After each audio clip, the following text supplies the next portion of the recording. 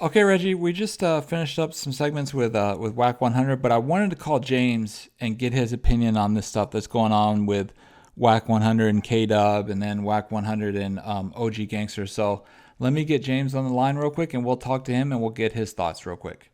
Okay, James, we just finished up some segments, and I wanted to get your thoughts on what we were talking about. But before we get into that, just wanted to see what was going on with you, and I hear that you got a YouTube channel launching probably around August 1st. Can you talk a little bit about that and let our audience know? Yeah, yeah. I've been sitting here, relaxing, taking care of the grandson, trying to keep my house in order. And, I finally started surfing and looking at all these guys' interviews. There's a couple of guys I do like because they make sense.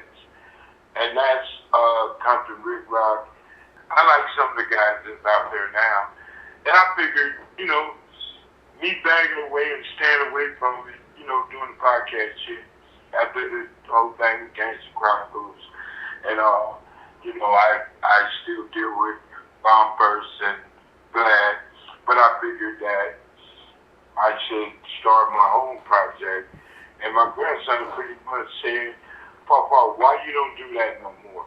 So I decided to, try to get up and launch my, okay, so, I just decided to, get into it and go from there and see what it do. I have nothing but conversation. So we'll see what it do next month. I decided, with the help of my grandson, I said, actually, Papa, why you don't do this or do that no more? You don't want to do TV. I had to explain to him exactly what it is with podcasting. And I just decided to start my own channel. I listen to these guys, and, some guys are accurate, some of them guys, talk like grown men. And I just said, let me get into it. So with the help of, I talked to you about it. John agreed to help me, put everything together. And from there, next month I should be good, and I should be out here, speaking my mind. Okay. And what name you come up with, Jay? Just so people know where to go to, where people know where to go to. Okay. That's the killer part. Okay. I got so many things written down. I'm trying to just find something catchy where it's different and it identifies me. You know what I'm saying? That's where I'm at. I'm just trying to find the right catch, the right phrase. Something that identify with my James and James McDonald. So I'm in the middle of it.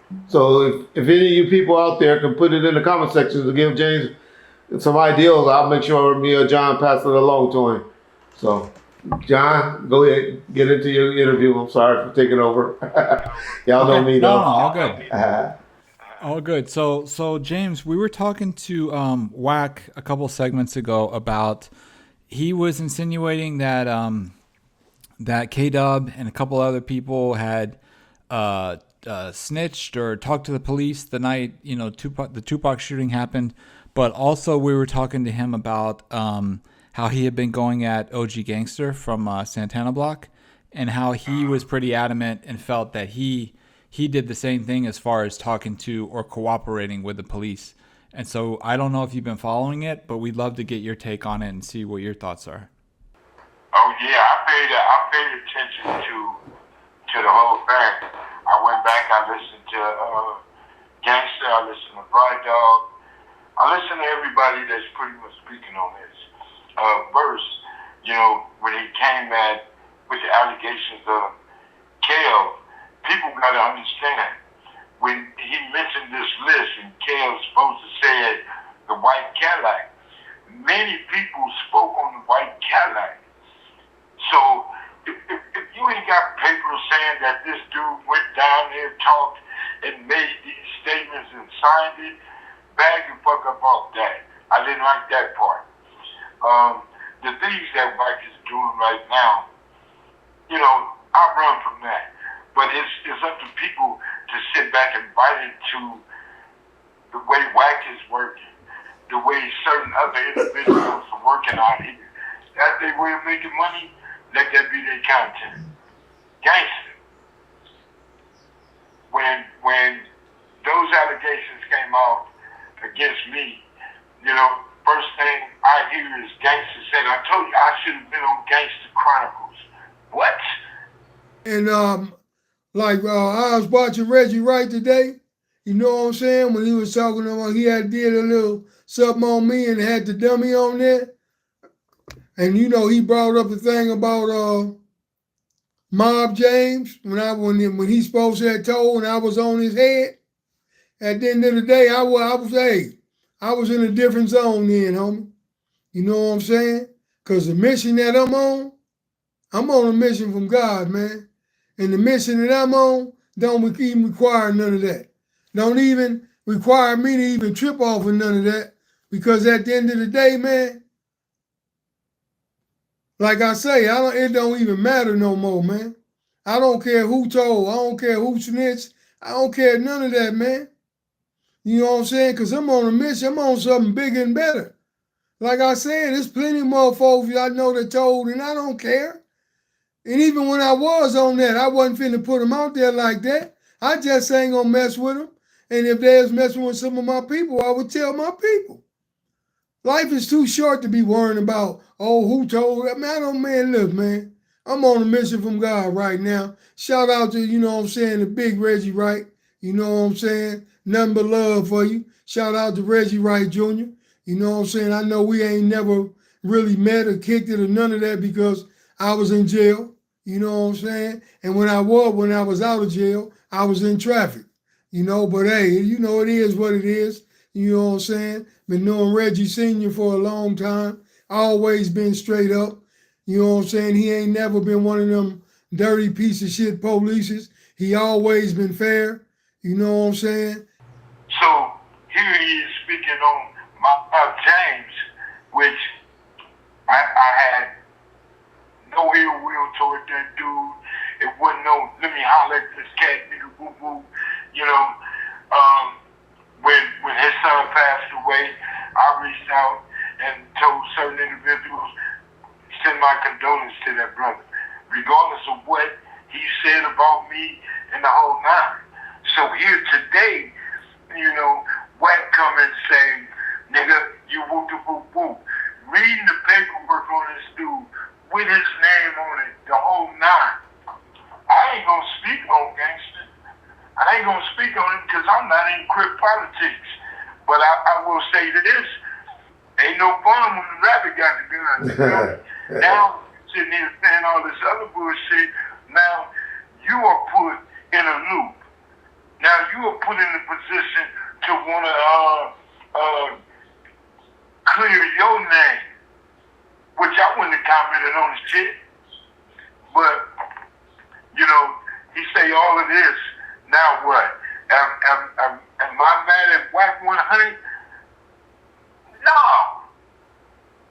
No, because when the niggas spoke on me, them niggas didn't come and say, nigga, I read his paperwork and his whoop, whoop, whoop. Oh, no, stay out of Compton business.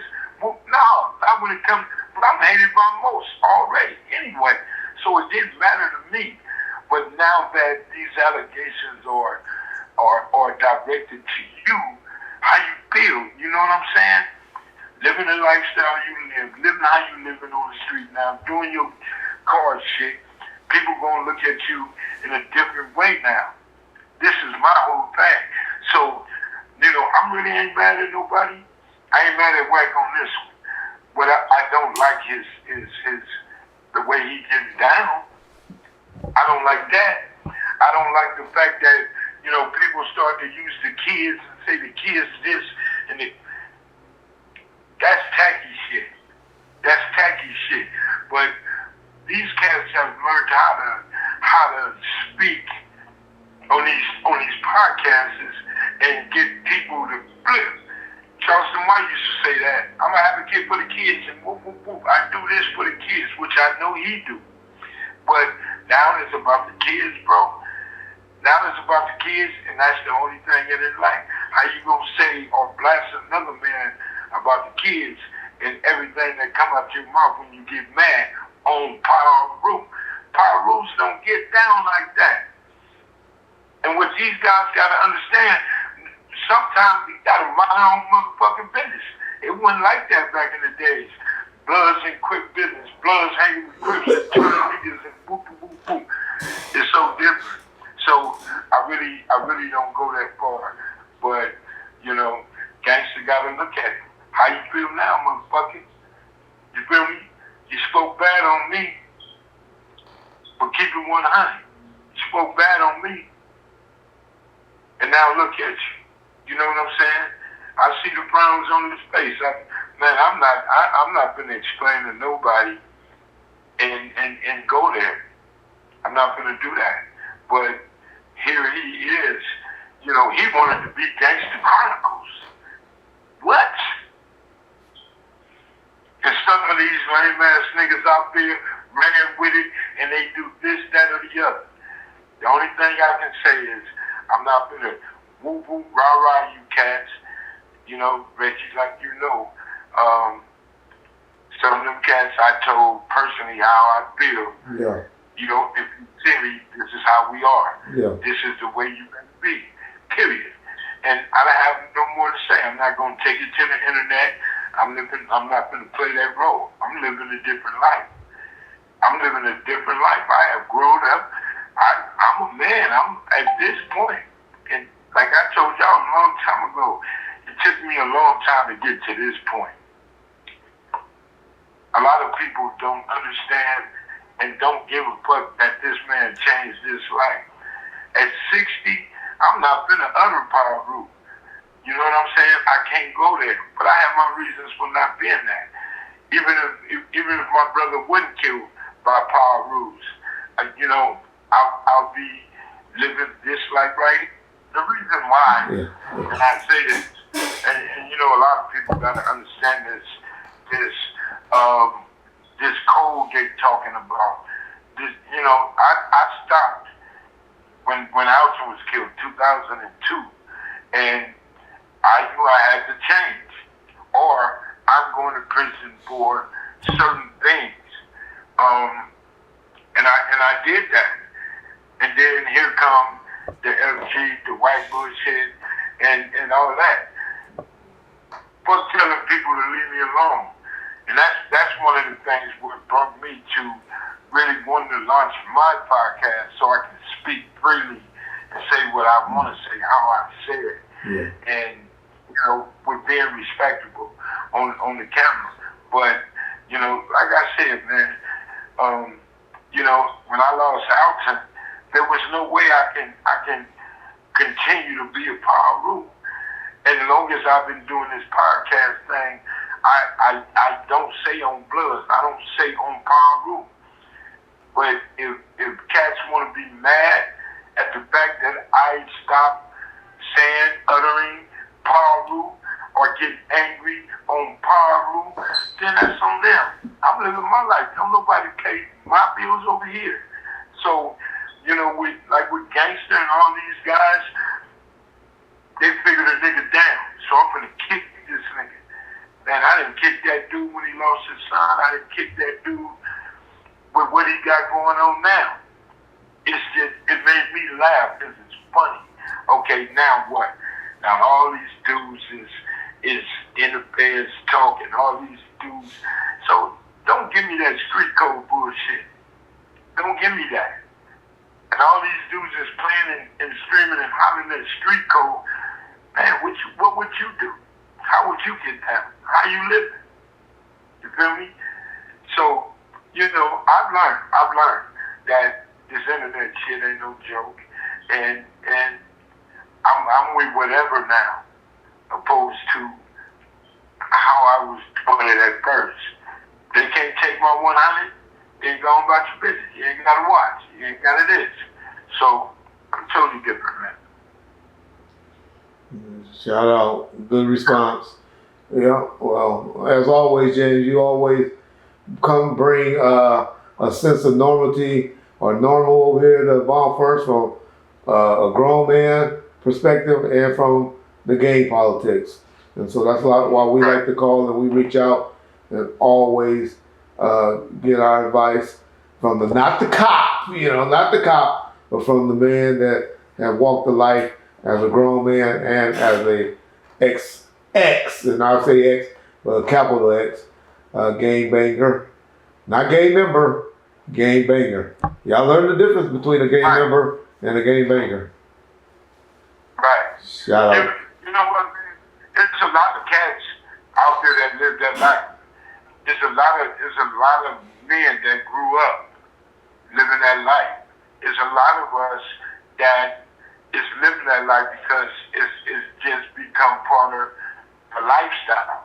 Yeah. But like me and most others, I walked away completely. I had my reasons for walking away completely. And just like with this hood politics bullshit, if anybody in the mob felt that this is my James, this how my James get down, after 20 years you want to speak on me, or whatever the case might be, then everybody in the hood has the opportunity to do what the fuck they want to do, or get at me a certain kind of way. I ain't hiding from no nigga. Yeah.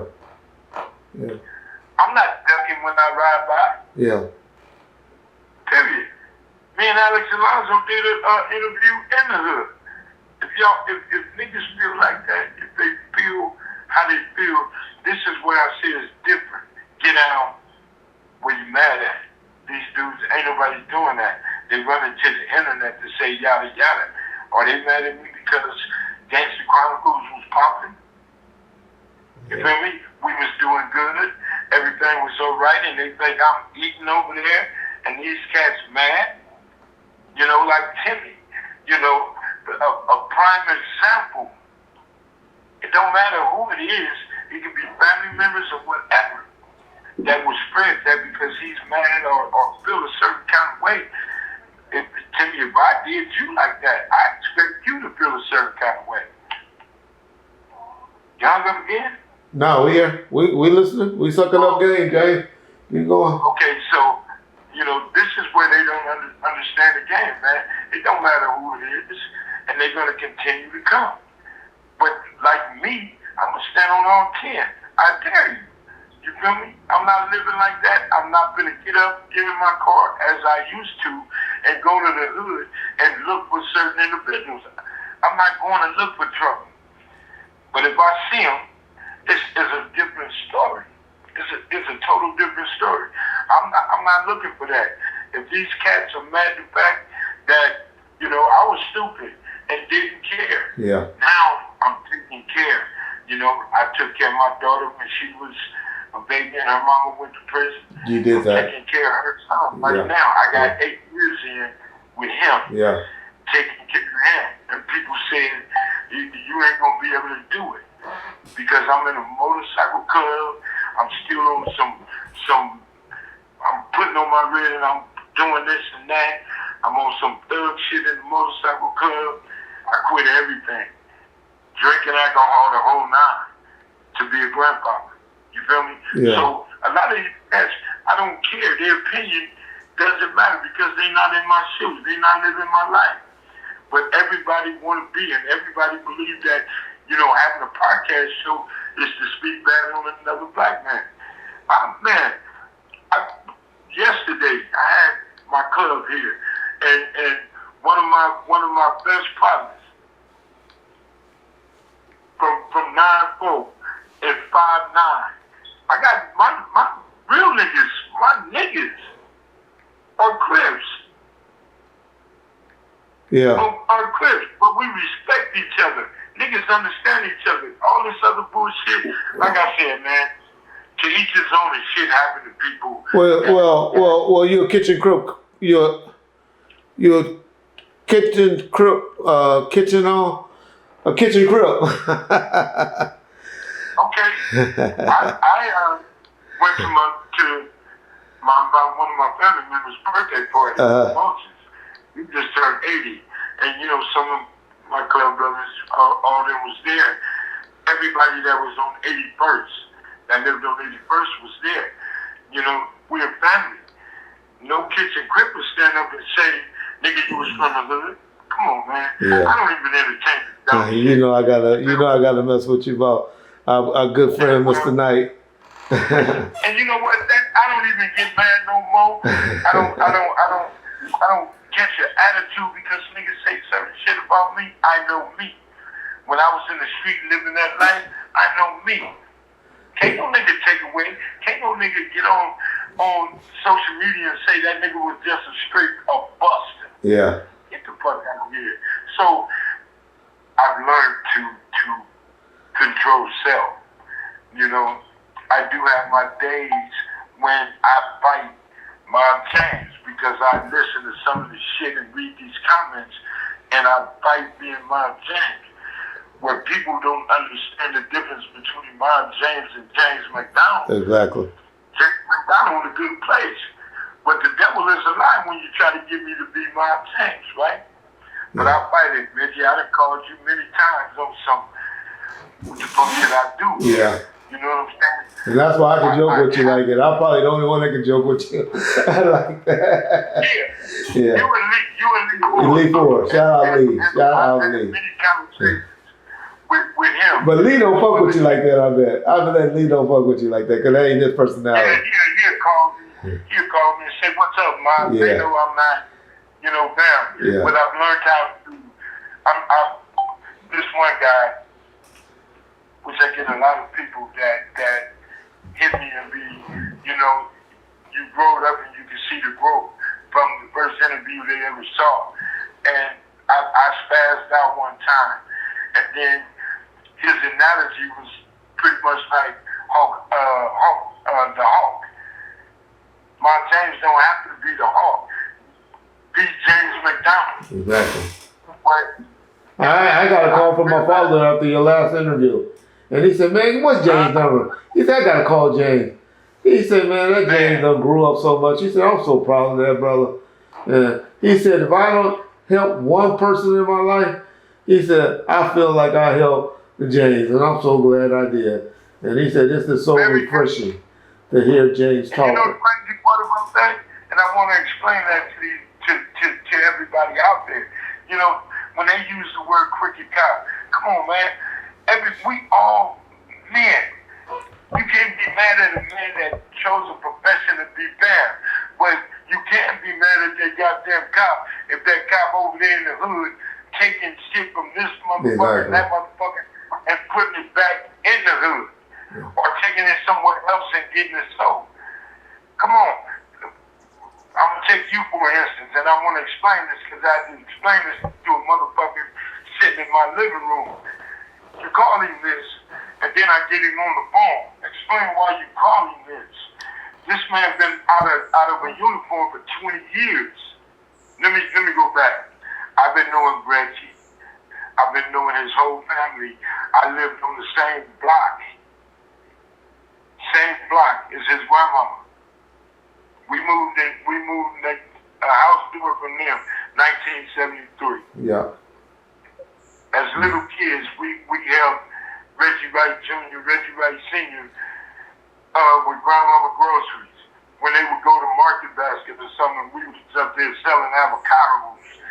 We have a history. So fast forward, Reggie stopped being a cop.